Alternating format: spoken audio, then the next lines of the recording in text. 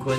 除了扭转乾坤，希望大家身体健康，力壮如牛。过年期间PO 影片、上传照片，频繁更新社群，被认为有意在拼国民党主席的朱立伦非常积极。大年初4晚间又PO出麻将照片。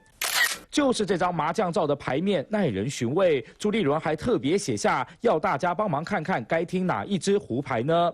粉丝留言朱立伦只差单调东风就可以胡牌，是否 po 文暗示自己选党魁万事俱备，只欠东风，引发揣测。但也有人哭手作图，说不定另外3张东风早就被同样想争党魁的赵少康给卡死了。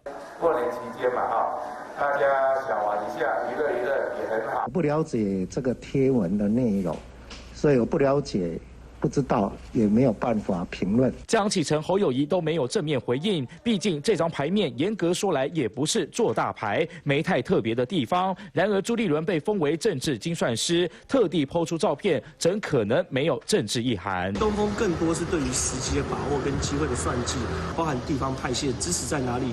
包含国民党大佬的支持在哪里，或者是蓝营基层的支持在哪里？直接点出关键，毕竟朱立伦力拼党魁，早就鸭子划水，没想到却有赵少康杀出程咬金，还获得韩国瑜背书，韩粉簇拥，让朱立伦的党魁之路更添未知数。至于是不是只差东风就能到位，这个答案恐怕只有朱立伦自己最清楚。